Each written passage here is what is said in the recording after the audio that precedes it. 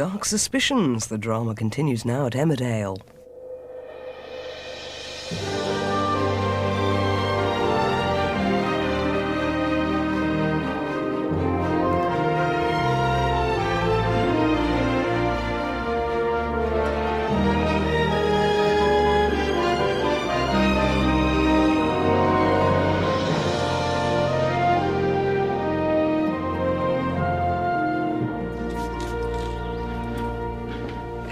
Grandad. 2 slices of toast and a low-fat spread. I rather like the look of Gavin's breakfast. No, it's not good for you, all that cholesterol. Trust me, I'm going to take good care of you now. Thank you, my dear. It's very kind of you. Well, we don't want you being rushed into hospital again, do we? We need you here. I'm sure you coped perfectly well without me. Oh, we got by. Just. But it wasn't the same without you. I'm so glad you've decided not to sell the wool pack, Grandad. Aren't you, Bernice? Whatever Alan decides is fine with me. Anyway, I'm just going to go and check the mixers. Bernice. Bernice. Yes, my love? Oh, look, Bernice, I've been thinking. Now this place isn't for sale, maybe I should get back to the rigs. Well, what for? Well, to build up our little nest egg. I promise I'll get some money together. I feel like I've let you down. You could never let me down. I want you to stay here with me. Well, I want to stay here too, but... Well, if we're not going to buy this place, we'll have to change our plans. I just want what's best for us. Oh, you are sweet, Gavin. But between you and me, I think I can persuade Alan that he really ought to stick to plan A and sell up. You think so? Yes, he's pleased to be home, but once the novelty wears off... OK. You stay here with me. We make our dreams come true.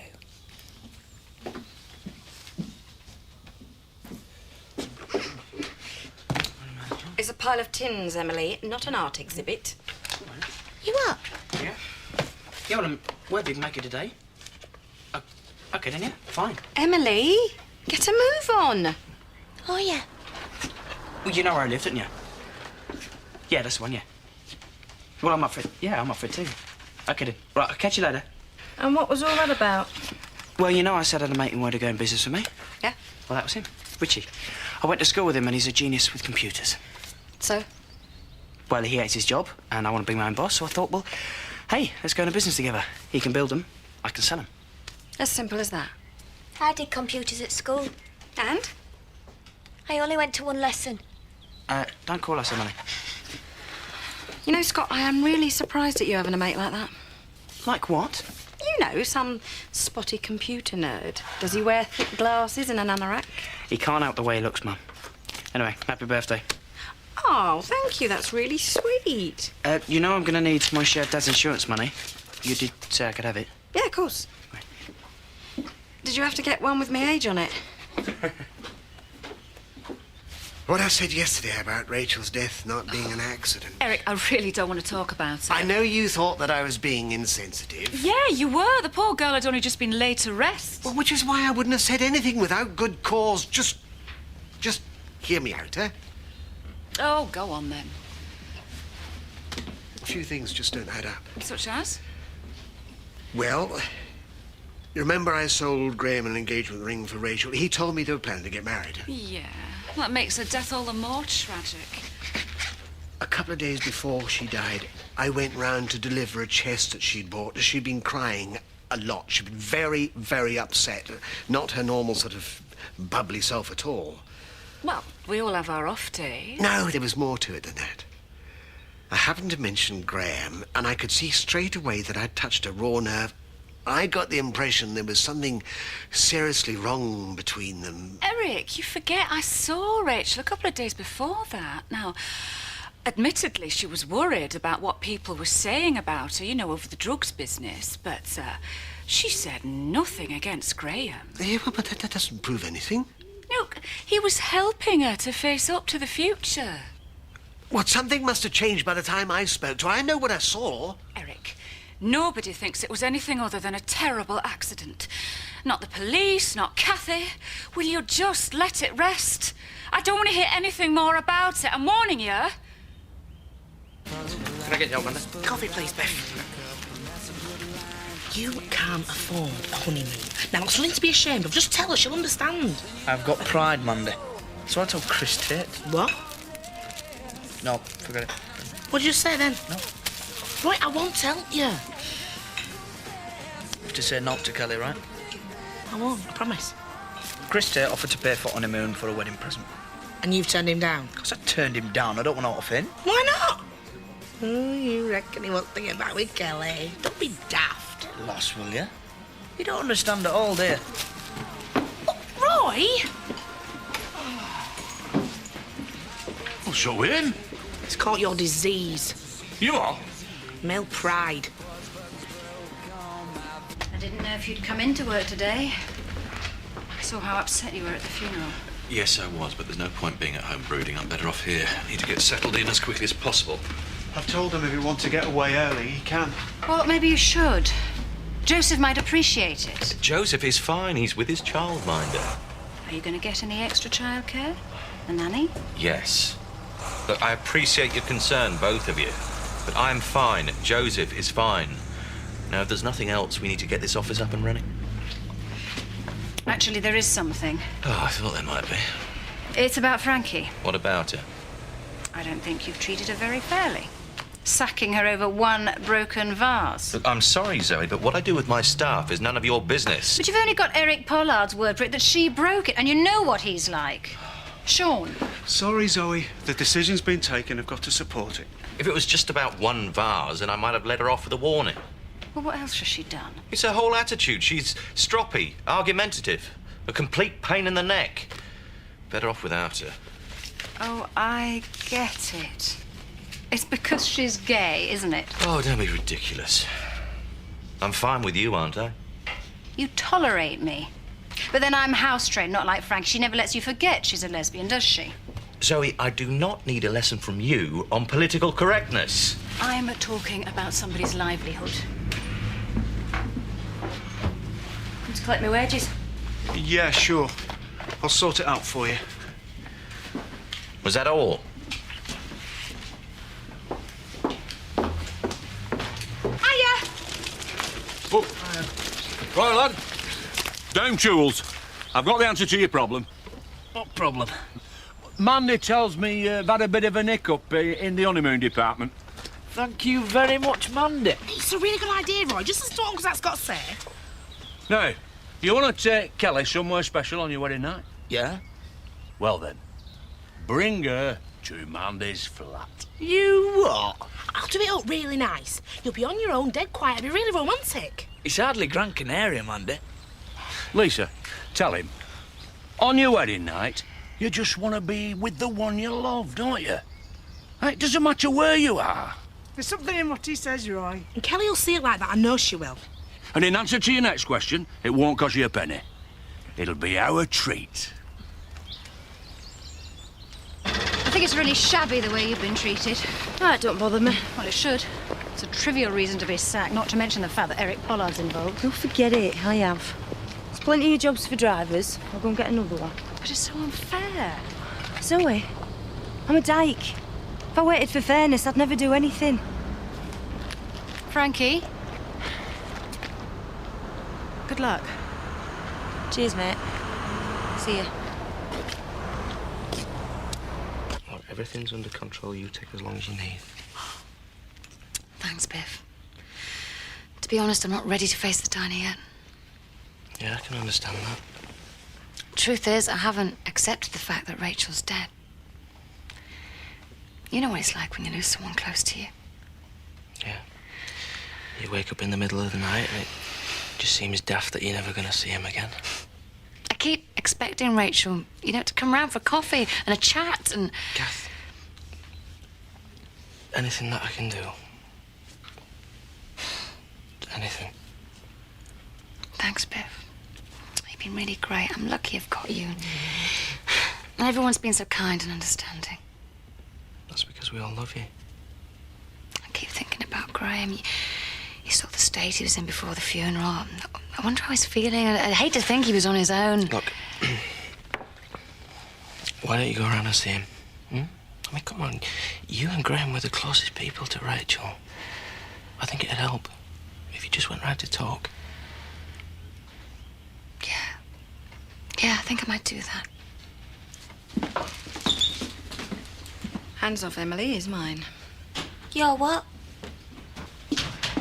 Hi. Hi. What can I do for you? I'm looking for Scott Windsor. Richie? Hey! I thought I heard your voice. You all right, mate? You're Richie? Yeah, and you're... I'm Viv, Scott's mum. his mum? You don't look old enough. Hey, I'm supposed to be the smooth talker, remember? Don't listen to him. You be as smooth as you like. You know, I'm disappointed in you. I thought you'd be wearing your glasses. And your anorak. You what? Bernice, look, I hope you don't think I'm being nosy, but I didn't expect to see Alan back behind the bar quite so soon. Oh, he's feeling much better. But make the most of it. He may not be there much longer. Well, why? What do you mean? May I? Oh, yeah, please. I can rely on your discretion. Absolutely. Well, before Alan was taken ill, he was considering selling the pub to me and my Gavin. Really? Oh, yes. And it would be perfect for us. Well, good luck. I hope it works out for you. Thank you, Stella.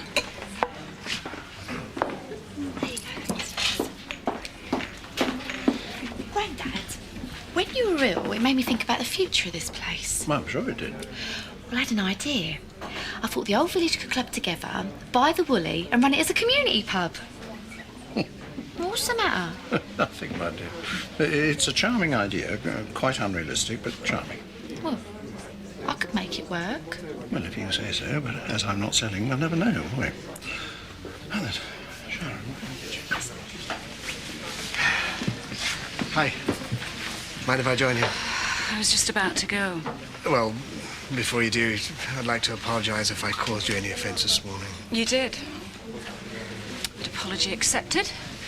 I had no intention of sullying the memory of poor Rachel. Yeah, I'm very glad to hear it. She was very much loved in this village. A lot of people are going to miss her. Including me. I just never got a chance to get close to her. Well, exactly. It takes time to get to know someone. What do we really know about Graham?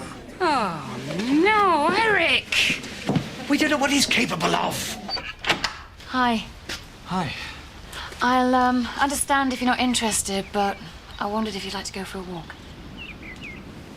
Oh, come on. I'll get you out of the house. Yeah, I'd like that. I'll just get the coat.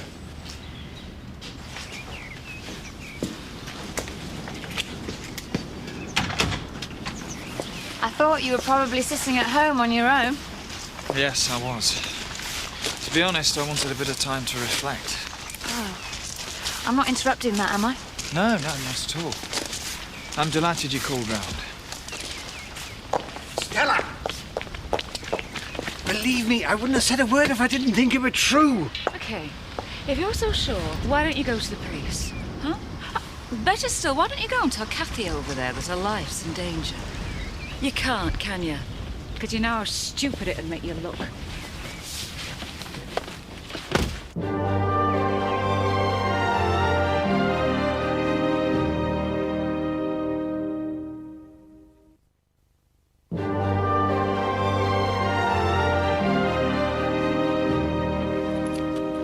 I find out what I want, and then you build it for him. It's simple.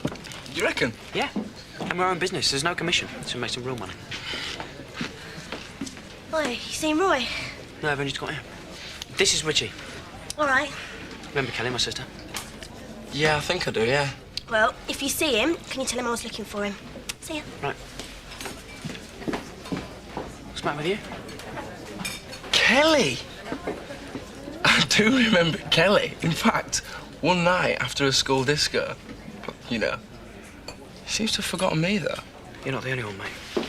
Hiya. Hello. Come sort me hours. What hours?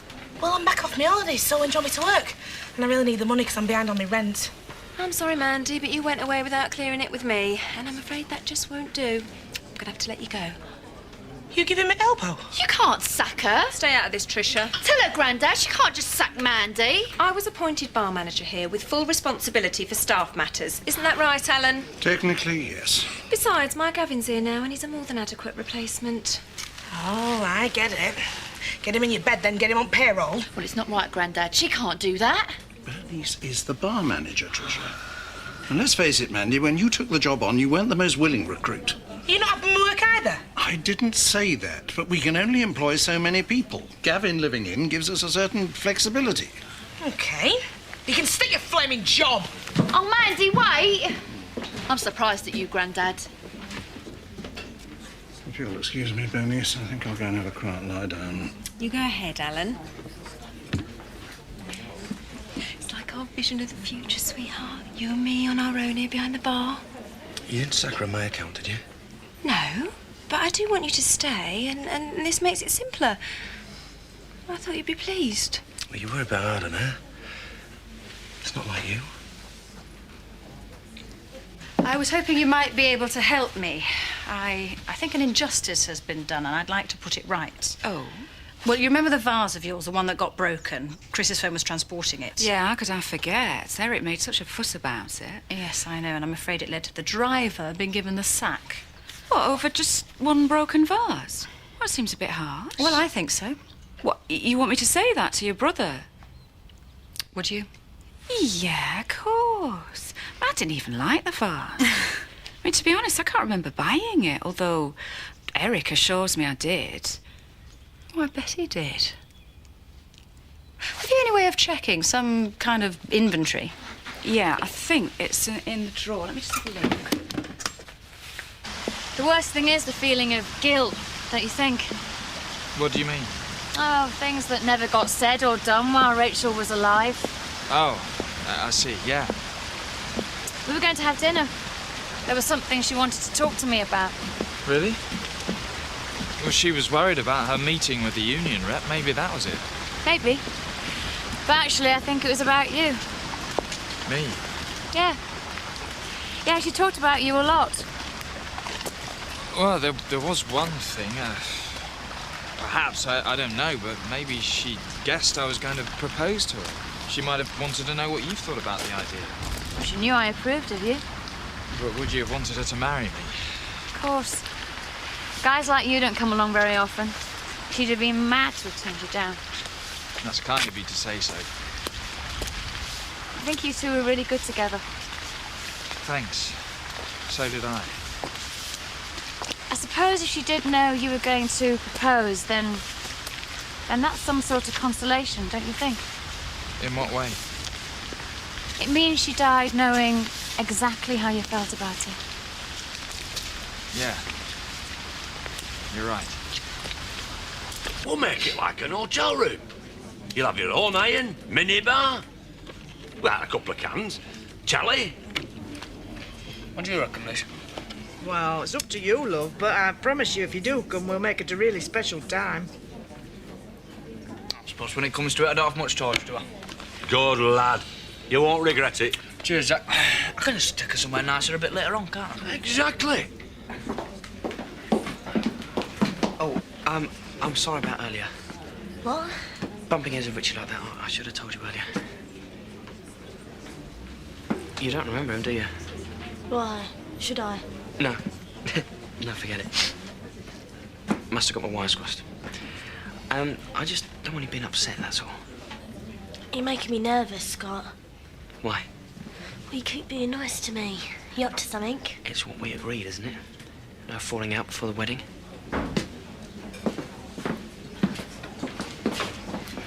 Hiya, what are you drinking, darling? Rum and Coke, please. Coke. Hey, Zach, you know, I think it's marvellous what you're doing for Ryan Kelly. Well, you know me, Lisa. I've always been a bit of a romantic. Besides, it saves shelling out on a toaster. Do you know, I've got this horrible feeling that Eric put the vase there at the last minute and then blamed Tate Haulage for breaking it. You know, so that he could claim the compensation. That's what it looks like. And it cost someone their job. Hi, Zoe. I thought that was your car outside. Nice to see you. Wish I could say the same. We've been discussing that vase, Eric. You know, the one that doesn't appear on the inventory. Really? Can I look at that? Oh, don't try and pretend it was some sort of mistake.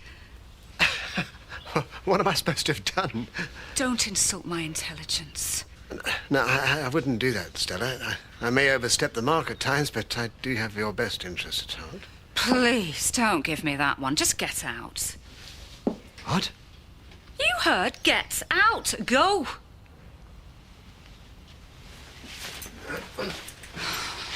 I don't know why I put up with him. Look, I need to see Chris, don't I? Because he's £500 out of pocket. Well, I'll come with you if you like. I have to get back to work now. How about tomorrow morning? Yeah, that's fine. Ned, what are you doing here? Well, you're a bit early for a wedding, aren't you? Yeah, is it all right? Yeah, it should be over at the garage. No, it's not. Neither is Lisa. It's probably the oilage yard, isn't he? Yeah, that'll be it. Sit down and get your coffee while you're wait. Oh, no time, Alan. Look, if it's all the same to you, I'll wait across the road. Yeah, OK, no problem. Have you got a key? Yeah, sorry. There you go. Cheers, see you. What that all about? I don't know, but I didn't see any wedding presents. Mandy! Mandy, stop, please! Mandy, there's something I want to say to you! I think you've said enough for one day. I'd like to apologise. You are? I think I may have acted a bit hastily this morning. Are you offering me my job back? Not exactly. We do have Gavin now, and there aren't really the hours available. But if you'd like to do part-time work, as and when on an ad hoc basis, I'd be delighted. That's big hard, I got you. No, this is my decision. You have a colourful personality, and I'd like to keep it as part of the overall staff profile. What do you say? And now you're apologising. Yes, Mandy, I'm very sorry. I'll think about it.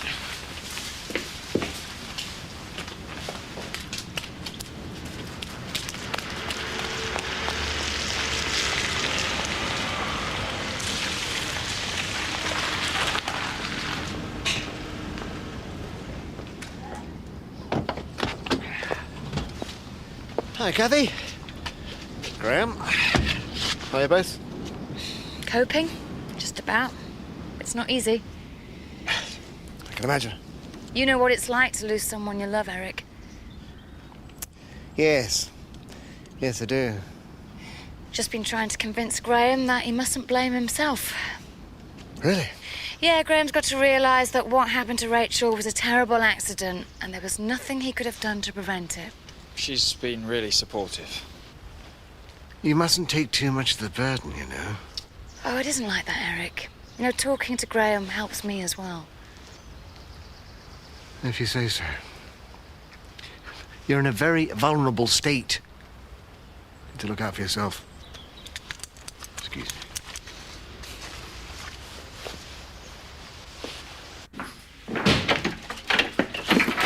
Dad, what are you doing here so early? I saw you. How are you? You all right? I'm fine. You thought you'd get here early for the old stag night, eh? There ain't going to be a stag night, Roy. What are you on about? There ain't going to be no wedding either. You are? I can't sit back and watch you marry a common little tart like Kelly Windsor. Now listen here. No, you listen, son. If you wed her, you regret it for the rest of your life. I'll do everything I can to stop you.